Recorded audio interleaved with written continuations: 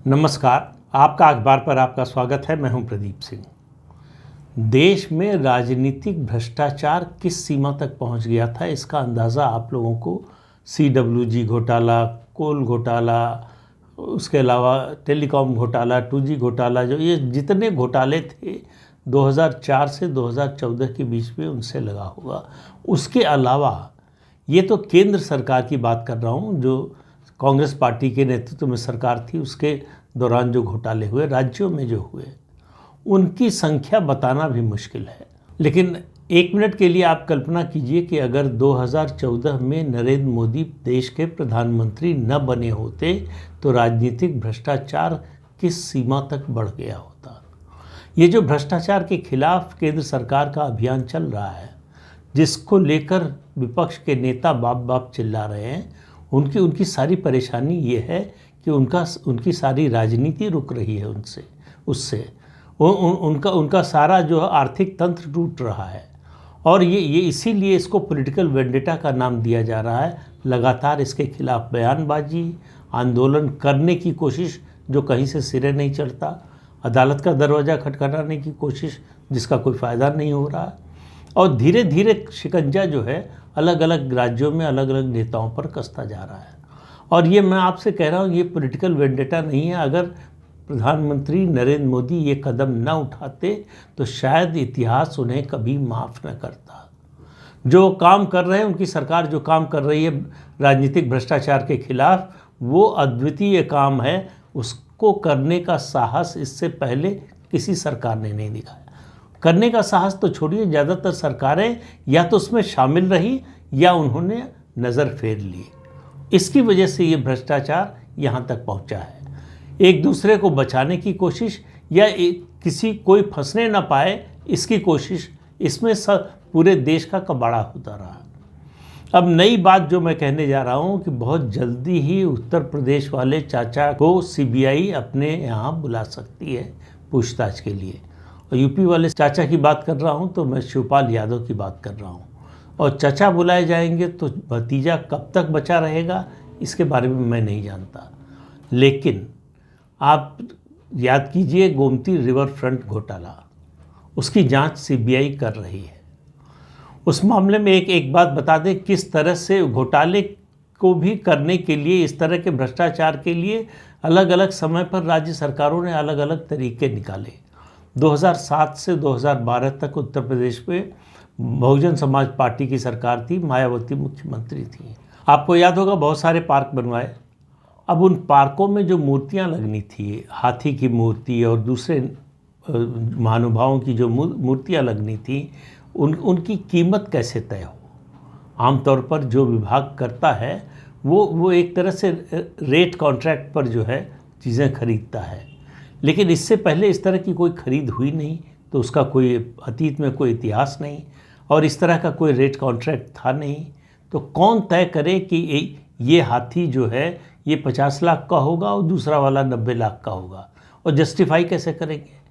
सारे अफसरों के मन में शंका थी कि जो दस्तखत करेगा वही फंसेगा। आखिर में बड़ा विचार विमर्श हुआ कि कैसे इसको पास किया जाए। कायदे से PWD कर रहा था, प्रदेश का जो लोक निर्माण विभाग है उसके चीफ इंजीनियर को या उसका जो मंत्री था उनको करना चाहिए था। आखिर में इसकी जिम्मेदारी दी गई चीफ सेक्रेटरी को। उस समय के चीफ सेक्रेटरी ने मना कर दिया। उनको मालूम था कि अगर उन्होंने दस्तखत किया इस खरीद फरोख्त पर तो एक दिन उनका गला नपेगा ज़रूर। उन्होंने मना कर दिया, तो उसके बाद तय हुआ कि अब क्या किया जाए। तो किसी ने सुझाव दिया मायावती को कि ये प्रपोज़ल जो है मंत्री की ओर से कैबिनेट में आए, कैबिनेट से जो प्रस्ताव पास होगा, जिसको अप्रूवल मिलेगा, वो लागू किया जाएगा, और कैबिनेट से अप्रूव्ड किसी प्रस्ताव पर अदालत कुछ नहीं करेगी। अदालत ऐसा तो कर नहीं सकती कि पूरी की पूरी सरकार को, पूरी की पूरी कैबिनेट को जेल भेज दे। किसी एक मंत्री का मामला हो, किसी एक विभाग का मामला हो, किसी 1, 2, 4 अधिकारियों का मामला हो, तो उनके खिलाफ मुकदमा दर्ज हो सकता है, उनको जेल भेजा जा सकता है, सज़ा दी जा सकती है। पूरी कैबिनेट को जेल भेज दिया जाए, ऐसा कोई उदाहरण नहीं है। अब ये कानूनी रूप से कितना सही है मुझे नहीं मालूम कि कैबिनेट से कोई प्रस्ताव हुआ है तो उसको उसमें अदालत हस्तक्षेप नहीं कर सकती, ऐसा मुझे लगता नहीं। मेरी जो एक दो लोगों से बात हुई, उन्होंने कहा भाई कैबिनेट से तमाम प्रस्ताव पास हुए। नेशनल जुडिशियल अपॉइंटमेंट्स कमीशन का जो है प्रस्ताव, वो भी कैबिनेट से पास हुआ था, संसद से सर्वसम्मति से पास हुआ था, फिर भी उसको सुप्रीम कोर्ट ने रिजेक्ट कर दिया। तो ऐसा नहीं कैबिनेट से पास प्रस्ताव को अदालत ने नकारा ना हो, लेकिन सवाल ये है कि उसके आधार पर क्या भ्रष्टाचार के आरोप में मुकदमा दर्ज हो सकता है पूरी सरकार पर, यानी तत्कालीन सरकार, जो भी सरकार रही हो, जिस समय की भी रही हो, तो क्या ऐसा हो सकता है? मायावती और उनके साथियों, उनके सलाहकारों को लगता था कि इससे बच सकते हैं। अखिलेश यादव को उनके सलाहकारों ने यही सुझाव दिया। अब देखिए, अफसर तो ज़्यादातर कॉमन होते हैं। मायावती के समय में जिन अफसरों पर आरोप है कि उन्होंने उनको कमाई करवाई, वही लोग अखिलेश यादव के साथ भी थे। उन्होंने सुझाव दिया कि मायावती ने इस तरह से किया था, उनका कुछ हुआ नहीं, तो आप भी यही रास्ता अपनाइए। गोमती रिवर फ्रंट, उसके अलावा बहुत से काम हुए जिनको लेकर सवाल उठ रहे हैं, लेकिन गोमती रिवर फ्रंट की बात इसलिए कर रहा हूँ, इसकी जांच सीबीआई कर रही है पहले से, और उसके अलावा तमाम मुद्दे हैं। अभी आपको याद होगा कि पिछले दिनों उत्तर प्रदेश विधानसभा का सत्र था, उसमें और उससे पहले भी मुख्यमंत्री योगी आदित्यनाथ कह चुके हैं कि मार्च में, शायद मुझे ठीक से तारीख अगर याद है, 17 मार्च को अखिलेश यादव ने 2017 में इस्तीफ़ा दे दिया था। उनकी पार्टी चुनाव हार गई थी और वो मुख्यमंत्री नहीं रहे, लेकिन अगले वित्तीय वर्ष की आबकारी नीति की घोषणा करके गए, जबकि अगले वित्तीय वर्ष की आबकारी नीति 1 अप्रैल को घोषित होनी चाहिए। जो मुख्यमंत्री, जो सरकार उस समय हो, उसको घोषणा करने का अधिकार था। वैसे ये अलग बात है कि मुख्यमंत्री बनने के बाद योगी आदित्यनाथ ने उस नीति को बदला, और उसके बाद से आबकारी से उत्तर प्रदेश के राजस्व को इतना बड़ा मुनाफा हो रहा है, जिसकी कल्पना भी अखिलेश यादव और मायावती के समय में करना मुश्किल था। तो भ्रष्टाचार के नए नए तरीके खोजते रहते हैं नेता और अफसर मिलकर। इन लोगों के खिलाफ मामला चलाना, जांच करना और सबूत जुटाना बहुत आसान काम नहीं होता, लेकिन इस सरकार ने ये बीड़ा उठाया है कि ऐसे भ्रष्टाचारियों को बख्शेंगे नहीं। आपको याद होगा, प्रधानमंत्री कई बार कह चुके हैं कि भ्रष्टाचारियों से डरूंगा नहीं, भ्रष्टाचार से डरूंगा नहीं, और इनके खिलाफ एक्शन लेने से भी डरूंगा नहीं। सबसे अच्छी बात इस पूरे घटनाक्रम में जो मुझे दिखाई देती है कि अभी तक अदालतों ने इस पर रोक नहीं लगाई है। किसी अदालत से किसी भ्रष्टाचारी को राहत नहीं मिली है कि उसके खिलाफ जांच रोक दी जाए। लेकिन आज एक और संदर्भ की बात करना है। मोहम्मद आज़म खां, आपको याद होगा, एक समय उनकी उत्तर प्रदेश में तूती बोलती थी। समाजवादी पार्टी के सबसे बड़े नेता थे मुलायम सिंह यादव के बाद। सरकार में नंबर 2 की हैसियत थी, जब भी मुलायम सिंह की सरकार रही या अखिलेश यादव की सरकार रही। उन्होंने एक विश्वविद्यालय बनवाया, जौहर विश्वविद्यालय। उसको लेकर योगी आदित्यनाथ की सरकार बनने के बाद से जांच चल रही है और लगातार घोटाले पर घोटाला निकल रहा है। अब ताज़ा मामला ये आया है कि प्रदेश सरकार के 8 विभागों ने लगभग 150 करोड़ रुपया जौहर विश्वविद्यालय के लिए दिया। इसके अलावा प्रदेश के कई MLCs ने अपने विधायक फंड से पैसा दिया। ये सब गलत तरीके से, अवैध तरीके से दिया गया, और इसकी जांच इनकम टैक्स विभाग कर रहा है, और सीबीआई की जांच आज़म खां के खिलाफ पहले से चल रही है। इनकम टैक्स विभाग ने पिछले दिनों आज़म खां के ठिकानों पर 60 घंटे तक रेड की, और उससे बड़ी बात यह है कि आज़म खां की जो फाइनेंशियल एडवाइज़र हैं, उनके घर पर उससे भी ज़्यादा समय तक रेड चली।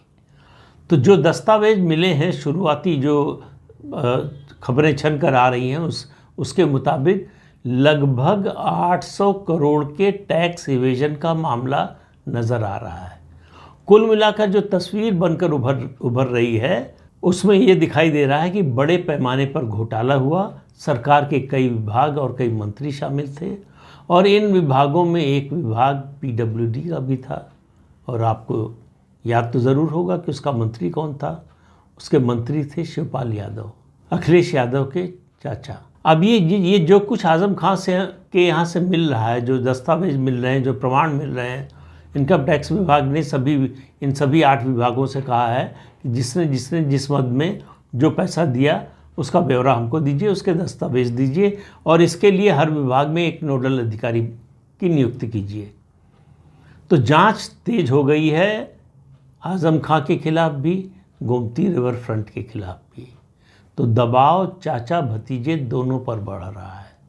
उनके समय में, उनकी सरकार के समय में भले ही ये सोचते हों अखिलेश यादव कि कैबिनेट से किए गए फैसले अदालत जो है कुछ नहीं कर सकती, लेकिन कानून में, संविधान में ऐसा कहीं लिखा नहीं है। ठीक है कि कैबिनेट के फैसले सामूहिक जिम्मेदारी पर होते हैं, लेकिन अगर कोई घोटाला हुआ है, जो बाकी इससे पहले घोटाले हुए वो भी कैबिनेट के फैसले से हुए, उसमें जिम्मेदारी तय होगी व्यक्तिगत। क्या शिवपाल यादव की जिम्मेदारी बनेगी, जवाबदेही बनेगी? क्या कहीं से उसमें अखिलेश यादव की जवाबदेही बनेगी? ये सब जब जांच आगे बढ़ेगी तब पता चलेगा। और इंतज़ार कीजिए, बहुत जल्दी ही इस पूरे मामले में ईडी का भी प्रवेश होने वाला है।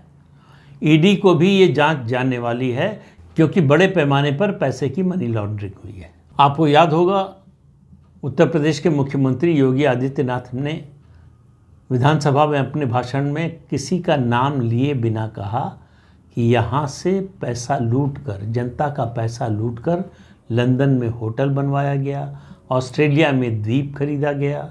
उन्होंने किसी का नाम नहीं लिया था, लेकिन बाद में अखिलेश यादव की ओर से बयान आया कि मेरी कहाँ कहाँ संपत्ति है, मुझे भी बता दीजिए। तो इससे आप अंदाज़ा लगा लीजिए कि कहाँ तीर चलाया गया था और निशाने पर कैसे लगा। अब अखिलेश यादव का होटल है लंदन में, ऑस्ट्रेलिया में द्वीप है या नहीं, ये मुझे नहीं मालूम है। ये बात मुख्यमंत्री ने भी विधानसभा में नहीं कही, उन्होंने अखिलेश यादव का नाम नहीं लिया, लेकिन इतना ज़रूर कहा कि प्रदेश का पैसा लूटकर लंदन में होटल बनवाया कुछ लोगों ने और ऑस्ट्रेलिया में द्वीप खरीदा। तो कौन लोग हैं? अब ये जो जांच की आंच बढ़ रही है, आपको आने वाले दिनों में दिखाई देगा। जो लोग ताता थैया करते हुए दिखाई दें, समझ जाइए कि आंच वहाँ तक पहुँच रही है। तो इंतज़ार कीजिए, बहुत ज़्यादा समय नहीं लगने वाला है। ये जांच बहुत तेज़ी से आगे बढ़ने वाली है। ऐसा कहा जा रहा है कि सीबीआई ने अपनी जांच तेज़ कर दी है। अब उसमें उसकी तेज़ी का असर किस किस पर पड़ेगा, ये देखने की बात है। तो इस अंक में इतना ही। अगले अंक में फिर मिलेंगे किसी नए मुद्दे के साथ। तब तक के लिए अनुमति दीजिए। आपसे अनुरोध है कि चैनल देखिए, शेयर कीजिए, लाइक कीजिए और सब्सक्राइब ज़रूर कीजिए। नमस्कार।